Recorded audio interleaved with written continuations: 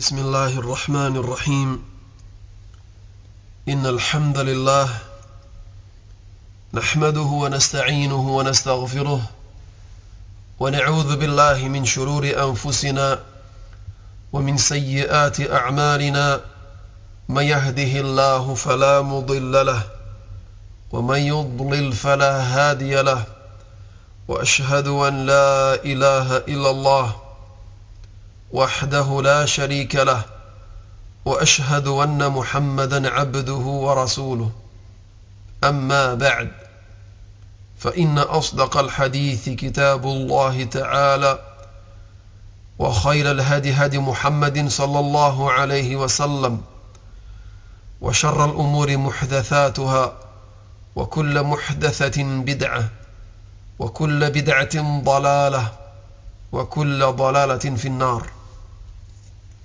Certamente que todos os louvores são para Allah. Nós o louvamos, a Ele pedimos ajuda e a Ele pedimos perdão. Pedimos proteção a Allah contra o mal de nós mesmos e das nossas más ações. Aquilo que Allah guia, ninguém o pode desviar. E aquele que desvia, ninguém o poderá guiar. E testemunho que não existe nenhuma divindade que tenha o direito de ser adorada, exceto Allah, o único, sem parceiros. E testemunho que Muhammad é o seu servo e mensageiro. Isto dito, com certeza que a mais verídica das narrações é o livro de Allah.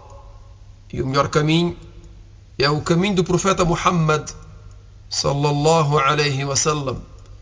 E as piores coisas são as invenções na religião. E todas as invenções na religião são inovações. E todas as inovações são um desvio. E todos os desvios serão destinados ao inferno. Bem-vindos a todos nesta série de aulas que são a tradução deste livro, que é um resumo intitulado تلخيص صفة صلاة النبي صلى الله عليه وسلم من التكبير إلى التسليم كأنك تراها. O resumo da descrição da oração do profeta sallallahu alaihi wasallam desde o takbir até às saudações finais, como se tu a visses. Do autor, o nobre Sheikh Muhammad Nasir al-Din al-Albani rahimahullah.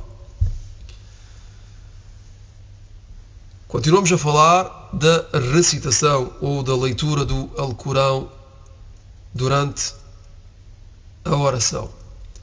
E o autor disse, neste novo título, a leitura em voz alta e em voz baixa. Resumidamente, vamos falar aqui da leitura em voz alta e em voz baixa. Isto é, quando é que é feita em voz alta e quando é que é feita em voz baixa.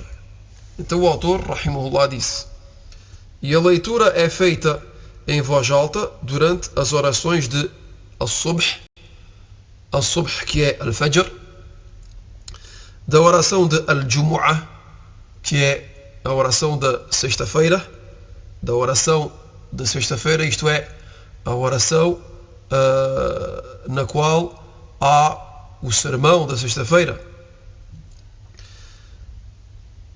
Também durante a oração das duas festas, isto é, Al-Eidain, a festa do final do mês de Ramadã, que é Eid al-Fitr, e também durante a oração de Eid al-Adha, a festa da ofrenda ou do sacrifício. Mas também é feita em voz alta durante as orações do pedido de chuva, as orações de pedido de chuva, que é chamado Salatul Istisqa. E também durante as orações do eclipse. Logo que há um eclipse, a oração é feita, isto é, a oração própria do eclipse, que seja solar ou lunar, a oração é efetuada em voz alta. E para aqueles que não sabem, logo que há um eclipse, convém aos muçulmanos de fazerem a oração do eclipse. Fazerem a oração do eclipse.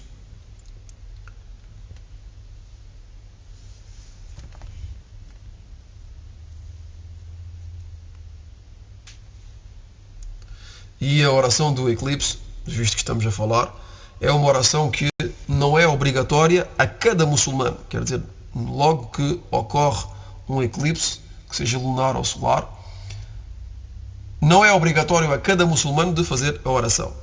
Mas se uma parte suficiente de muçulmanos efetuam essa oração, os outros estarão descarregados dessa obrigação. Quer dizer que é uma obrigação para uma parte suficiente da comunidade. Quer dizer, se uma parte de muçulmanos efetuam essa oração, os outros serão descarregados. Quer dizer que não é obrigatório a cada muçulmano de efetuar essa oração. E o autor diz também durante as duas primeiras unidades da oração de Al-Maghrib e de Al-Isha. Então aqui o autor mencionou inicialmente uma oração obrigatória, que é Al-Fajr. Depois mencionou uma oração que também é obrigatória, que é Al-Jumu'ah, a sexta-feira. E as duas festas, o pedido de chuva, a oração do eclipse, e terminou mencionando mais duas orações diárias obrigatórias, que são Al-Maghrib e Al-Isha. Durante Al-Maghrib, a leitura é feita em voz alta nas duas primeiras unidades, unicamente, e da mesma forma para a oração de Al-Isha. Então temos aqui as orações que são feitas em voz alta. Em voz alta. E, obviamente, as orações que contêm mais do que duas unidades de oração, que é o caso de Adh-Dhuhr e Al-Asr, as duas últimas unidades são feitas em voz baixa, como as primeiras, aliás. Quanto à oração de Al-Maghrib, e foi por essa razão que o autor aqui mencionou unicamente Al-Maghrib e Al-Isha, porque são duas orações nas quais a leitura é feita em voz alta e em voz baixa. Quer dizer que as duas primeiras unidades de oração são feitas em voz alta e as últimas em voz baixa. No caso da oração de Al-Maghrib, só há uma é feita em voz baixa, a terceira, e no caso da oração de Al-Isha, as duas últimas, quer dizer a terceira e a quarta, são feitas em voz baixa. Depois o autor, rahimahullah, disse: e ocasionalmente, quer dizer que não é sempre, às vezes, é permitido ao imam de fazer ouvir alguns versículos àqueles que rezam atrás dele. E isto durante as orações em voz baixa. Quer dizer que levanta um pouco a voz com alguns versículos. Este ponto é muito desconhecido das pessoas, que é que faz parte da sunnah de, nas orações em voz baixa, nas orações que são feitas em voz baixa, que são Al-Dhuhr, Al-Asr e, podemos dizer também, a última unidade de oração da oração do Al-Maghrib e também da oração de Al-Isha, as duas últimas unidades da oração de Al-Isha. É permitido ao imam de fazer ouvir alguns versículos, isto é, está a ler em voz baixa e deixa aparecer alguns versículos daquilo que está a ler.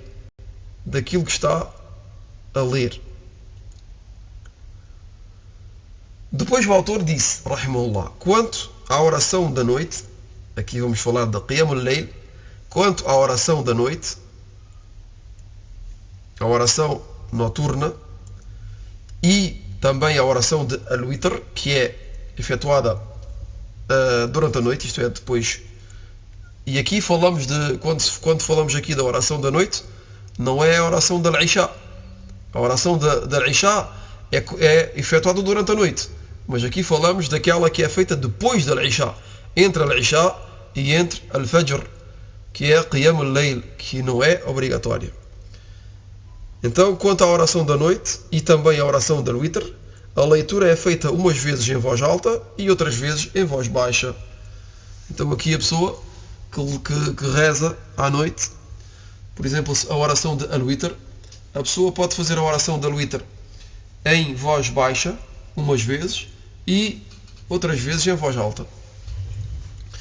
Da mesma forma, para aquele que faz qiyam al-layl, que faz mais do que a oração de al-witr, então também pode fazer umas vezes em voz baixa e outras vezes em voz alta. Depois o autor dá uma precisão também dizendo que logo que a pessoa efetua a oração da noite, a oração noturna, qiyam al-layl, em voz alta, não levanta muita voz. Isto também é um ponto importante, que é que a forma de efetuar a oração da noite, qiyam al-layl, em voz alta, é de não levantar muito a voz, de não levantar muito a voz. Obviamente estamos a falar daquele que faz a oração sozinho, em sua casa, ou no local onde se encontram outras pessoas. Como sabemos todos, há pessoas que podem estar a dormir. Se a pessoa fizer a oração em uma voz muito alta, vai acordar os outros. Então é conveniente de respeitar os outros. E se é o caso, até o melhor é de fazer a oração em voz baixa se há pessoas em seu redor que podem ser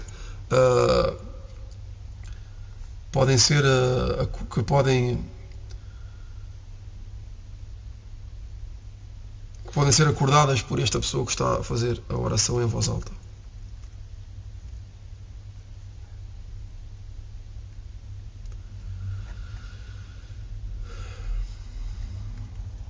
Mas no caso em que a pessoa está a fazer a oração num local onde não está ninguém, a oração da noite, por exemplo, está numa outra peça da casa na qual não se encontra ninguém, ou se está no seu quarto sozinho, etc.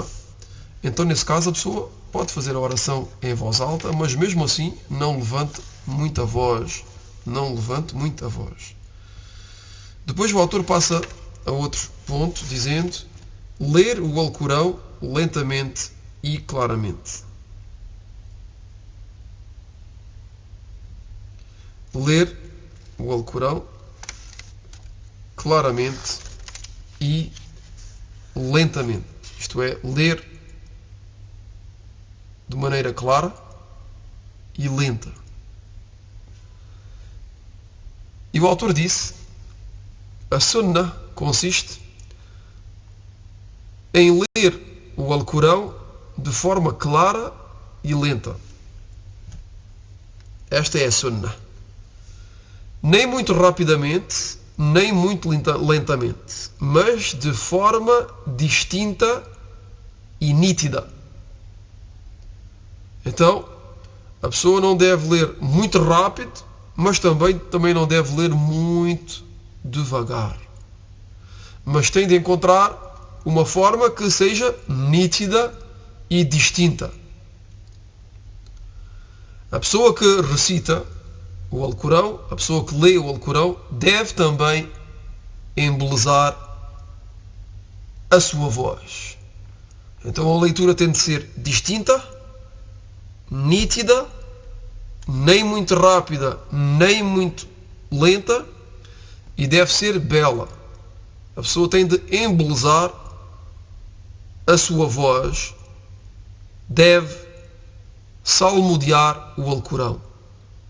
A pessoa deve salmodiar o Alcorão de acordo com as regras conhecidas dos sábios do Tajwid. E a Tajwid é uma ciência. É uma ciência que trata da leitura do Alcorão, das regras de leitura do nobre Alcorão. Então esta matéria, ou esta ciência que é a Tajwid, logo que aprendemos esta ciência, aprendemos as regras de Tajwid, as regras de leitura do Alcorão. Então, embelezar a voz, aqui o sentido é que seja feita de acordo com as regras do Tajwid, da forma que lia o mensageiro de Allah, sallallahu alaihi wasallam, e não se deve cantar o Alcorão. Aqui o autor, rahimahullah, nos diz, depois de nos dizer que a pessoa deve embelezar a sua voz e que deve salmodiar o Alcorão de acordo com as regras conhecidas dos sábios do Tajwid, e não deve cantar o Alcorão. O Alcorão não deve ser cantado,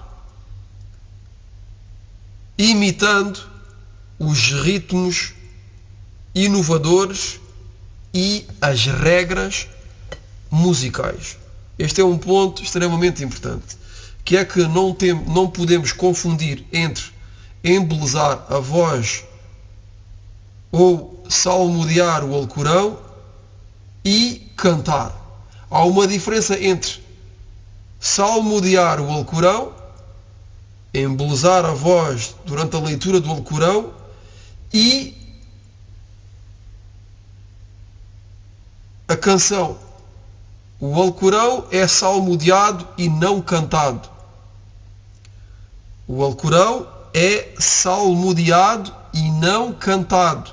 Quer dizer que a pessoa que lê o Alcorão e que recita o Alcorão não deve seguir ritmos inovadores, como diz aqui o Sheikh. O autor, Sheikh Al-Albani, disse que a pessoa não deve imitar os ritmos dos recitadores, daqueles que recitam o Alcorão de maneira inovadora. Mas também não deve imitar as regras musicais. Não deve imitar as regras musicais. E este é um ponto no qual muitas pessoas, muitos muçulmanos caem, ao ponto que leem o Alcorão de maneira inovadora. Alguns, quando os ouvimos, parece que estão a cantar, com ritmos musicais, com regras musicais. E isto é proibido. Quer dizer que a pessoa, se quer embelezar a sua voz logo que lê o Alcorão, tem de ser feita de acordo com as regras legisladas dos sábios do Tajwid. A pessoa não pode ceder às regras que foram legisladas. A pessoa não pode ultrapassar os limites mesmo na leitura do Alcorão, pois a leitura do Alcorão é uma ibada, é uma adoração, e a adoração tem de ser feita obrigatoriamente de acordo com a sunnah do mensageiro de Allah sallallahu alaihi wasallam, pois se for feita de uma outra forma que a sunnah do profeta sallallahu alaihi wasallam, é uma bid'ah, é uma inovação. E as inovações ocorrem nas adorações. Então a pessoa não se pode enganar pensando assim: isto é uma adoração, então, visto que é uma adoração, posso fazer como quer. Não. A pessoa, todas as adorações, tem de as fazer como foram legisladas, como foram feitas pelo mensageiro de Allah, sallallahu alaihi wasallam. E se não o faz, esta pessoa está a cometer uma inovação, que seja na purificação, e aliás, que seja antes da purificação, que seja na crença. A pessoa que tem uma crença contrária à crença do mensageiro de Allah sallallahu alaihi wasallam tem uma crença inovadora. Também nas adorações, que seja na purificação. A purificação tem de ser feita como fez o mensageiro de Allah sallallahu alaihi wasallam. A mesma coisa para a oração. E aliás, é por isso que estamos a ler um livro acerca da oração, a fim de podermos orar, a fim que possamos rezar como nos ensinou o mensageiro de Allah sallallahu alaihi wasallam. E a mesma coisa para todas as outras obrigações. Têm de ser feitas de acordo com a sunnah.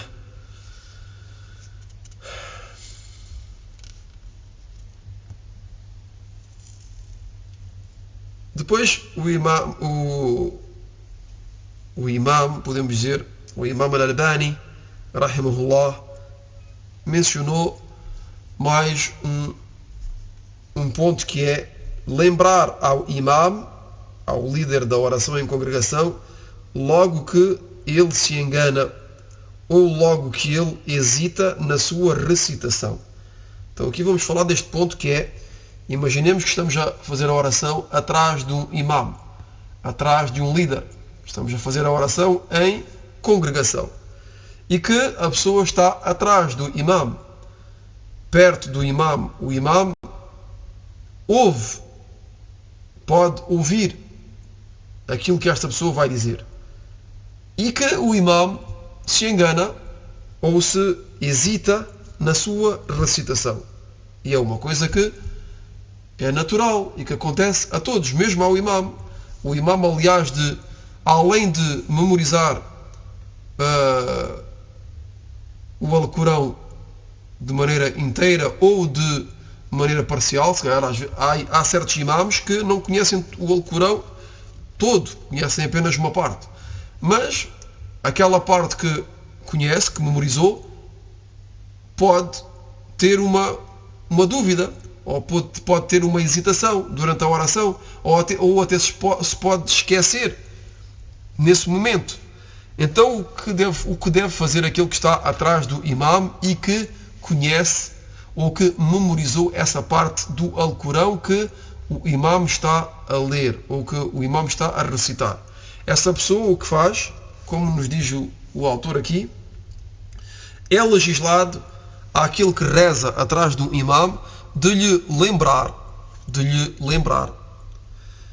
durante a recitação, e isto em caso de necessidade. Em caso de necessidade. Quer dizer que a pessoa está a rezar atrás de um imam, o imam está a ler e a pessoa vê que o imam se enganou, por exemplo. Então, neste caso, a pessoa faz lembrar ao imam através do Alcorão unicamente. Quer dizer que não é através de palavras. Não quer dizer que a pessoa diga ao fulano, enganaste. Não, a pessoa não pode falar. Durante a oração é proibido falar, como dissemos em aulas anteriores. A pessoa lembra a parte do Alcorão que a pessoa esqueceu. Lhe faz lembrar a parte onde se enganou, por exemplo, recitando o Alcorão atrás dele. Imaginemos que a pessoa está a ler uma sura e que se engana nesse versículo, e que a pessoa que está atrás memorizou essa sura e sabe que o versículo que foi recitado pelo imam foi um erro. Então a pessoa recita o versículo correto ou da maneira correta, a fim de lembrar o imam, a fim que o imam volte atrás e corrija o seu erro. E isto também no momento em que o imam tenha uma dúvida ou hesite. Isto é uma coisa que acontece. Às vezes o imam está a recitar o Alcorão e tem uma hesitação. Tem uma hesitação. A pessoa que está atrás, se conhece esse versículo, lembra ao imam em caso de necessidade, como nos disse Sheikh al-Albani, rahimahullah ta'ala. E ficamos por aqui. هذا والله أعلم وصلى الله وسلم على نبينا محمد وعلى آله وصحبه أجمعين. سبحانك اللهم وبحمدك أشهد أن لا إله إلا أنت أستغفرك وأتوب إليك.